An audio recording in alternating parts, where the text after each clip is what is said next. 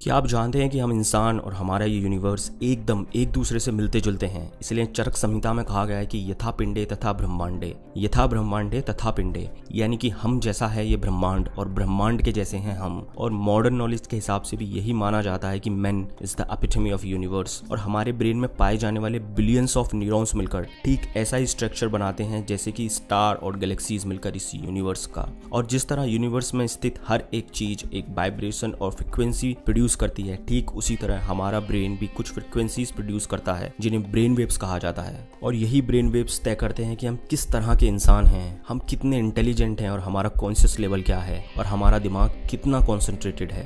एक इंसानी दिमाग 5 प्रकार के ब्रेन वेव्स प्रोड्यूस करता है: बीटा, अल्फा, थीटा, डेल्टा और गामा। और क्या आप जानते हैं कि बीटा ब्रेन वेव स्टेट में हमारे दिमाग में लगभग 48 से 60 थॉट्स पर मिनट आते हैं। अकॉर्डिंग टू साइंटिफिक स्टडी, एक नॉर्मल इंसान के दिमाग में एक दिन में आने वाली थॉट्स की संख्या लगभग 60,000 से 80,000 होती है। और अगर आप 48 से 60 के बीच की कोई भी संख्या लेकर कैलकुलेशन करोगे तो उसका रिजल्ट आपको 60,000 से 80,000 के बीच ही मिलेगा। इसमें आप अपने सोने के समय को भी काउंट कर सकते हैं, क्योंकि सोने के दौरान थॉट्स कम हो जाते हैं लेकिन पूरी तरह से बंद नहीं होते। सो इस चीज से एक बात प्रूफ होती है कि एक नॉर्मल इंसान का दिमाग ज्यादातर समय बीटा स्टेट में रहता है। और इसी वजह से इतनी ज्यादा थॉट्स के चलते हम किसी भी चीज पर ठीक से कॉन्सेंट्रेट नहीं कर पाते हैं। और वहीं अगर अल्फा स्टेट की बात करें तो जब हमारा दिमाग अल्फा स्टेट में होता है तब हमारे दिमाग में 1 मिनट में लगभग 30 थॉट्स ही आते हैं। इसलिए अल्फा स्टेट को इतनी पावरफुल स्टेट कहा जाता है। इसी तरह से थीटा स्टेट में हमारे ब्रेन में लगभग 15 विचार ही आते हैं और डेल्टा स्टेट में लगभग 10 विचार, यानी कि सोने के दौरान भी हमारे दिमाग में विचार आते ही रहते हैं। इसलिए कहा जाता है कि केवल मेडिटेशन से ही हम अपने दिमाग को विचार शून्य कर सकते हैं। इसलिए योगी जैसा कहते हैं कि निर्विचार में ही ईश्वर बसते हैं। सो अगर आपने किसी भी तरीके से, चाहे वो मेडिटेशन हो या फिर कोई और तरीका, अगर आपने किसी भी तरीके से अल्फा ब्रेन वेव की स्टेट में रहना सीख लिया तो इस चीज का मतलब समझते हैं आप। सबसे पहले तो आपके ब्रेन में आने वाले 70,000 विचारों की संख्या घटकर 30,000 से 35,000 हो जाएगी। और इसके चलते आपका दिमाग इतना पावरफुल हो जाएगा कि दुनिया की कोई भी चीज आपके दिमाग के सामने टिक नहीं पाएगी। इस स्टेट में आने के बाद आप जो भी काम करोगे उस वर्क में आपका दिमाग इतनी फोर्स लगा देगा, इतनी एनर्जी लगा देगा कि उस काम के रिजल्ट देखकर आपके होश उड़ जाएंगे। आपका दिमाग इतना शांत रहने लगेगा, आपके दिमाग में इतने क्रिएटिव आइडियाज आने लगेंगे जिसके बारे में आपने कभी सोचा भी नहीं होगा। क्या आप जानते हैं कि संस्कृत में एक श्लोक है, वेदो अखिलो धर्म मूलम, यानी कि वेद ही सभी धर्मों के मूल आधार हैं। धर्म का यहाँ मतलब है नेचुरल लॉज और अनंता वेदा, यानी कि वेदों का कोई अंत नहीं है। इसलिए सामवेद के उपवेद गंधर्व वेद से मैं आपको ब्रेन की कॉन्शियसनेस को बढ़ाने के लिए कुछ ऐसी जानकारी दूंगा जिसे जानने के बाद आप दंग रह जाओगे और आप बस यही सोचोगे कि क्या क्या छुपा है हमारे इन वेदों में। लेकिन उससे पहले जानेंगे हम ब्रेन वेव्स के बारे में। So let's get started. First है gamma brain waves. Gamma brain waves इंसान के ब्रेन में बनने वाली सबसे पावरफुल ब्रेन वेव्स होते हैं। इसलिए गामा ब्रेन वेव्स को जीनियस ब्रेन वेव्स भी कहा जाता है, क्योंकि गामा ब्रेन वेव्स की स्टेट में हम सुपर कॉन्शियसनेस यानी कि इस पूरे यूनिवर्सल कॉन्शियसनेस के क्षेत्र में पहुंच जाते हैं। देखो, जब कोई इंसान बहुत ज्यादा कॉन्सेंट्रेशन के साथ कोई वर्क करता है, कॉन्सेंट्रेशन ऐसा जहां कोई और विचार दिमाग में ना आए, या फिर मेडिटेशन के दौरान जब कॉन्सेंट्रेशन बहुत ज्यादा गहरा हो जाता है तब ब्रेन के दोनों हेमिस्फीयर सिंक्रोनाइज होने लगते हैं। और जब सिंक्रोनाइजेशन बहुत ज्यादा बढ़ जाता है तब brain gamma brain waves produce करने लगता है। इस स्टेट में पैरासिम्पैथेटिक नर्वस सिस्टम और सिंपैथेटिक नर्वस सिस्टम एक साथ काम करने लगते हैं और हमारे शरीर के लोअर चक्रास में पड़ी एनर्जी ब्रेन की तरफ बढ़ना शुरू कर देती है और ब्रेन में पाए जाने वाले थालमिक गेट को ओपन करते हुए पीनियल ग्लैंड को हिट करती है, जिसके चलते पीनियल ग्लैंड एक बहुत ही पावरफुल केमिकल DMT रिलीज करती है, जिसे गॉड मॉलिक्यूल भी कहा जाता है। और इस केमिकल के रिलीज होते ही हमारा दिमाग सुपर कॉन्शियसनेस के क्षेत्र में पहुंच जाता है। सुपर कॉन्शियसनेस मतलब इन्फिनिट इंटेलिजेंस। और इस स्टेट में पहुंचने के बाद ऐसा कुछ भी नहीं है जो एक दिमाग अचीव ना कर सके। इसलिए निकोला टेस्ला ने कहा था कि my mind is only the receiver, everything comes from the universe. लेकिन इस स्टेट को अचीव करना उतना भी आसान नहीं है जितना इस वीडियो में लग रहा होगा। हार्ड वर्क के बाद एक इंसान इस स्टेट तक पहुंच पाता है। सेकंड है beta brain waves. Beta brain waves 2 प्रकार के होते हैं। फर्स्ट है लोअर बीटा ब्रेन वेव्स। क्या आप जानते हैं कि सुबह मॉर्निंग में जैसे ही हम लाइट के संपर्क में आते हैं हमारा ब्रेन सेरोटोनिन नाम का एक केमिकल रिलीज करने लगता है और brain beta brain waves produce करने लगता है ताकि हम अपने इनर वर्ल्ड से निकलकर बाहर की दुनिया के साथ इंटरेक्ट कर सकें। बीटा स्टेट में आने के बाद ब्रेन सारे सेंसेस के थ्रू इंफॉर्मेशन लेना शुरू कर देता है ताकि हम डिसीजन ले सकें। सेकंड है हाई बीटा ब्रेन वेव्स। आज पूरी दुनिया में ज्यादातर लोग ओवर थिंकिंग के शिकार बने हुए हैं और इसी ओवर थिंकिंग के चलते आज पूरी दुनिया में स्ट्रेस, डिप्रेशन, एंजाइटी की प्रॉब्लम बढ़ती ही जा रही है। देखो, हमारे दिमाग की एक स्टेट होती है DMN, डिफॉल्ट मोड नेटवर्क। इस स्टेट के चलते हमारा दिमाग हमेशा कुछ ना कुछ सोचता ही रहता है, बार बार एक ही जैसे विचार ब्रेन में आते ही रहते हैं और इतने ज्यादा विचारों के चलते brain high beta brain waves produce करने लगता है, जिससे हमारी स्ट्रेस, एंजाइटी बढ़ने लगती है। स्ट्रेस के बढ़ते ही हमारे ब्रेन का एक हिस्सा एमिगडाला, जो फाइट और फ्लाइट यानी कि लड़ो या तो भागो वाली सिचुएशन के लिए रिस्पॉन्सिबल होता है, वो एक्टिवेट हो जाता है। और एमिगडाला के एक्टिवेट होते ही हमारा कॉन्शियस माइंड यानी कि हमारे दिमाग की सोचने विचारने की शक्ति कम हो जाती है। इसलिए आपने देखा होगा कि आजकल लोग कितने ज्यादा इंटॉलरेंस होते जा रहे हैं, छोटी छोटी बात पर एक दूसरे को मारने के लिए तैयार हो जाते हैं। ऐसा इसलिए होता है क्योंकि ऐसे लोगों का दिमाग ज्यादातर high beta brain waves state में रहता है। लेकिन क्या आप जानते हैं कि केवल 15 दिन मेडिटेशन करने के बाद एमिगडाला का साइज घटने लगता है, साथ ही साथ डिफॉल्ट मोड नेटवर्क के तार भी ढीले पड़ने लगते हैं। इसलिए मेडिटेशन को इतना पावरफुल कहा जाता है। नेक्स्ट है अल्फा ब्रेन वेव्स। क्या आप जानते हैं कि हमारी ये पृथ्वी 7.83 हर्ट्ज की एक फ्रिक्वेंसी रिलीज करती है, जिसे शर्मन रेजोनेंस कहा जाता है। और इस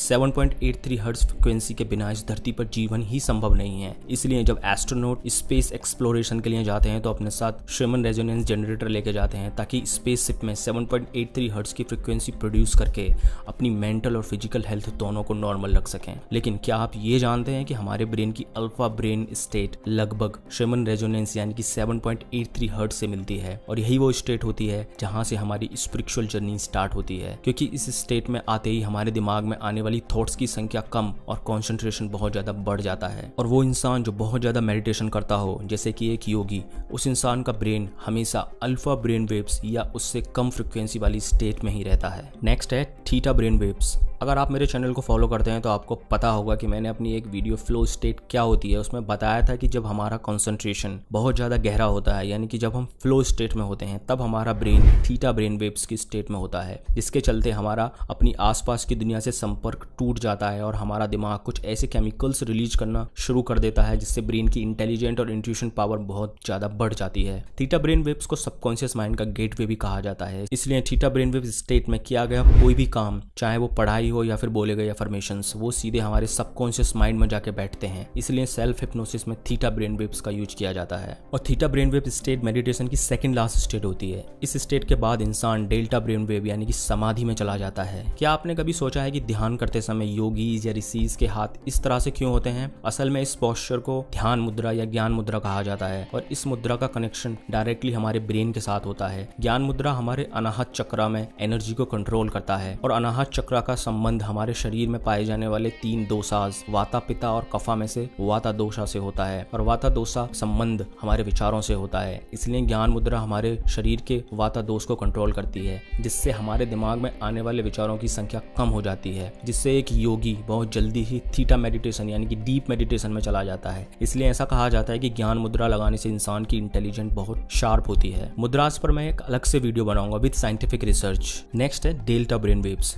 जब हम बहुत ज्यादा गहरी नींद में होते हैं तब हमारे ब्रेन में डेल्टा ब्रेन वेव्स डोमिनेंट होती हैं। गहरी नींद में सोया हुआ इंसान और समाधि में गया हुआ योगी के बीच में कोई ज्यादा फर्क नहीं होता। अगर फर्क होता है तो बस इतना कि गहरी नींद में हम बिल्कुल अनकॉन्शियस होते हैं, जबकि समाधि में डूबा हुआ साधु अपने इनर वर्ल्ड में कॉन्शियस होता है। इसलिए भगवान श्री कृष्ण ने गीता में कहा है कि जब पूरी दुनिया सोती है तब एक योगी जागता है, यानी कि जब पूरी दुनिया गहरी नींद में बेहोश होकर सोती है, उस स्टेट में भी योगी अपनी पूरी चेतना के साथ जगा हुआ होता है। समाधि सच में एक बहुत हाईएस्ट ऑर्डर है जिसे बहुत कम लोग ही अचीव कर पाते हैं। सो ये तो हुआ ब्रेन वेव्स के बारे में। अब मैं आपको बताऊंगा कि कैसे हम इन ब्रेन वेव स्टेट को कंट्रोल कर सकते हैं, लेकिन उससे पहले जानते हैं बाइनरल बीट्स के बारे में। बाइनरल बीट्स आजकल की मॉडर्न सोसाइटी में इतने ज्यादा पॉपुलर हैं कि अगर आप यूट्यूब पर बाइनरल बीट्स सर्च कर लो तो आपको लाखों वीडियोस ये दावा करते हुए मिल जाएंगे कि फोकस बढ़ाना है तो ये वाली बाइनरल बीट सुन लो, कंसंट्रेशन चाहिए तो ये वाली सुन लो, और तो और भाई अगर आपको बुद्धा जैसा एनलाइटनमेंट चाहिए तो वो बाइनरल बीट्स भी आपको यूट्यूब पर मिल जाएंगे। बहुत सारे लोग प्रॉपर रिसर्च किए बिना ही और ये जाने बिना ही कि बाइनरल बीट्स किस तरह से हमारे दिमाग को डैमेज कर सकते हैं, यूट्यूब पर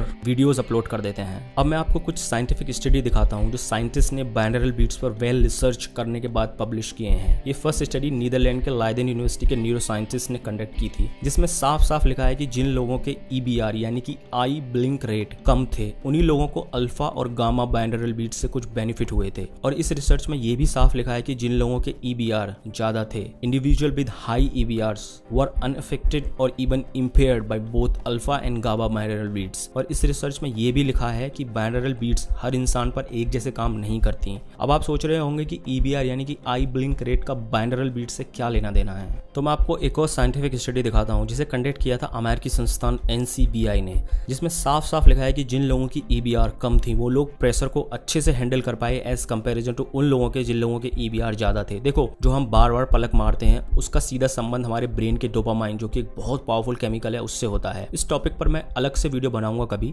लेकिन यहाँ मैं आपको बाइनरल बीट्स की एक वेबसाइट दिखाता हूँ जिस पर बाइनरल बीट्स को लेकर मेडिकल वार्निंग साफ साफ लिखी हुई है कि using product that stimulate theta brain waves is not recommended for people with ADD। ADD मतलब अटेंशन डेफिसिट डिसऑर्डर, यानी कि वो लोग जो ठीक से कॉन्सेंट्रेट नहीं कर पाते हैं, उन लोगों के लिए थीटा बाइनरल बीट्स यूज करना खतरनाक हो सकता है। अब आप इस बात से अंदाजा लगा सकते हैं कि बाइनरल बीट्स यूज करना कितना रिस्की हो सकता है। अब मैं ऐसा नहीं बोल रहा हूँ कि बाइनरल बीट्स के फायदे नहीं होते, बेशक फायदे होते होंगे, लेकिन शॉर्टकट यूज करने की क्या जरूरत है जब हमारे पास इस बाइनरल बीट्स से भी ज्यादा पावरफुल टेक्निक्स हैं, जैसे कि मंत्रा। ऐसा माना जाता है कि हिंदू धर्म में 33 कोटि देवी देवता हैं। ये बात तो हम सब जानते हैं। जो हम नहीं जानते हैं वो है इसके पीछे का लॉजिक, इसके पीछे की साइंस। जैसा हम सब जानते हैं कि हमारे रिलीजन में हर एक देवी देवता किसी न किसी चीज से जुड़े हुए होते हैं और उनसे जुड़ा हुआ होता है एक मंत्र। जैसे कि देवी सरस्वती ज्ञान और बुद्धि से, देवी लक्ष्मी धन और दौलत से, ऐसे ही सो एंड सो फोर्थ। देखो, मंत्र का कोई स्पेसिफिक मीनिंग नहीं होता, क्योंकि मीनिंग केवल हमारे दिमाग के लिए होते हैं। यूनिवर्स का मीनिंग से कुछ लेना देना नहीं होता। यूनिवर्स का मतलब होता है वाइब्रेशन, फ्रिक्वेंसी और एनर्जी से। और जब हम मंत्र पढ़ते हैं तो उस मंत्र के साउंड से जो वाइब्रेशन और फ्रिक्वेंसी हम प्रोड्यूस करते हैं वो यूनिवर्स से ठीक वही चीज मैनिफेस्ट करती है जो कि उस मंत्र से जुड़ी हुई होती है। इसलिए हर देवी देवता एक स्पेसिफिक चीज से जुड़े होते हैं और उनसे जुड़ा हुआ होता है एक मंत्र। और जब हम वो मंत्र पढ़ते हैं तो वो एक स्पेसिफिक चीज जो उस मंत्र से जुड़ी होती है हमारी लाइफ में मैनिफेस्ट होने लगती है। इसलिए कहा जाता है कि मंत्र का उच्चारण एकदम सही होना चाहिए, क्योंकि उच्चारण के गलत होते ही उस मंत्र से निकलने वाली वाइब्रेशन और फ्रिक्वेंसीज ही चेंज हो जाएंगी और तब आप उस पर्टिकुलर एनर्जी को मैनिफेस्ट नहीं कर पाएंगे। मंत्र अपने आप में एक बहुत पावरफुल चीज है। मंत्र आपकी भौतिक और स्पिरिचुअल लाइफ को इस तरह से चेंज करने की ताकत रखते हैं जिसके बारे में आपने कभी सोचा भी नहीं होगा। और दुनिया का सबसे पावरफुल मंत्र है ओम। चाहे कोई भी मंत्र हो,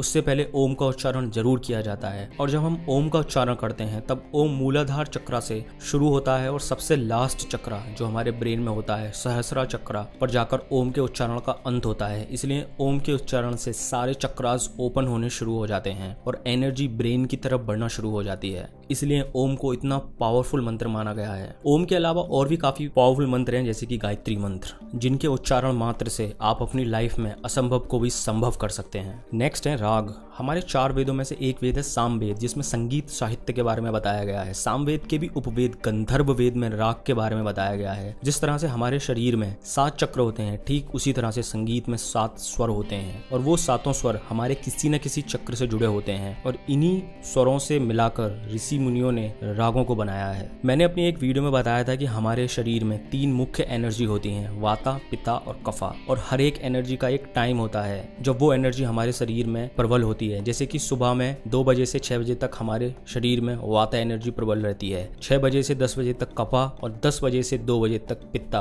इस प्रकार से ये साइकिल पूरे दिन चलता है। इसीलिए इन्हीं एनर्जी और दिन शुरू होने से रात होने तक जो वातावरण में चेंजेस होते हैं उसके बेसिस पर राग को बनाया गया है। फॉर एग्जाम्पल, मूलाधार चक्र के लिए होता है हंस ध्वनि राग, जिसको सुना जाता है केवल और केवल इवनिंग में। स्वादिष्ठान चक्र के लिए होता है यमन राग, जिसे केवल शाम को ही सुना जाता है। मणिपूर्णा चक्र के लिए होता है मलकन राग, जिसकी टाइमिंग होती है नाइट। अनाहत चक्र के लिए होता है अहीर भैरव, जिसकी टाइमिंग होती है मॉर्निंग। विशुद्धि चक्र के लिए होता है देश राग, जिसकी टाइमिंग होती है इवनिंग। अग्नि चक्र के लिए होता है भागेश्वरी राग और इस राग की टाइमिंग होती है नाइट। ऐसे ही सहस्रा चक्र के लिए होता है दरबारी राग और इसकी टाइमिंग होती है नाइट। अब इसके अलावा एक चक्र के लिए एक से ज्यादा राग हो सकते हैं और जिनकी टाइमिंग भी अलग अलग हो सकती है। मैंने कुछ वेबसाइट्स की लिंक डिस्क्रिप्शन में दी है, आप वहां से राग और उसकी टाइमिंग को चेक कर सकते हैं। सो इसलिए राग भी बहुत पावरफुल होते हैं हमारी कॉन्शियसनेस को इंक्रीज करने के लिए। अगर आप साइंटिफिक भाषा में भी बात करें तो राग बहुत ही पावरफुल टेक्निक है हमारी ब्रेन वेव्स को चेंज करने के लिए। दुनिया में ज्यादातर लोग दिन भर हाई बीटा ब्रेन वेव्स की स्टेट में रहते हैं, यानी कि अशांत, एजिटेटेड और इम्पल्सिव। लेकिन जब हम राग सुनते हैं तो हमारी ब्रेन वेव्स सिंक्रोनाइज होना शुरू हो जाती हैं और हम धीरे धीरे अल्फा अल्फा ब्रेनवेव स्टेट की तरफ बढ़ना शुरू कर देते हैं, उसके बाद थीटा और फिर डेल्टा। सो अगर आप मेडिटेशन करते हैं तो आपको राग जरूर जरूर जरूर सुनने चाहिए, क्योंकि राग आपकी मेडिटेशन प्रोग्रेस की स्पीड को दुगना कर देंगे। नेक्स्ट है विश्वनाथ ध्यान, एक बहुत ही पावरफुल बुक है, एकाग्र मन। उस बुक में इस मेडिटेशन के बारे में दिया गया है। इस मेडिटेशन के बारे में लोग बहुत कम जानते हैं, लेकिन सच में विश्वनाथ ध्यान मेडिटेशन की एक बहुत ही पावरफुल टेक्निक में से एक है। देखो, ज्यादातर टाइम हमारे दिमाग में कोई ना कोई विचार आते ही रहते हैं, जिसके चलते हम अपना ज्यादातर टाइम प्रेजेंट मोमेंट में ना रहकर अपने दिमाग में ही रहते हैं। और जैसे ही आप इस मेडिटेशन को करना शुरू करोगे, आप इंस्टेंटली प्रेजेंट मोमेंट में आ जाओगे। और जैसे ही आप प्रेजेंट मोमेंट में ध्यान लगाना शुरू करोगे, तुरंत आपकी ब्रेन वेव्स स्लो होना शुरू हो जाएंगी। इस मेडिटेशन में आपको ज्यादा कुछ नहीं करना है, बस आपको अपने आसपास के सूक्ष्म यानी कि हल्की से हल्की आवाज को सुनना है बस। और जैसे ही आप अपने आसपास की आवाजें सुनना शुरू करोगे तो आप तुरंत ही प्रेजेंट मोमेंट में आ जाओगे। उसके बाद आपको बस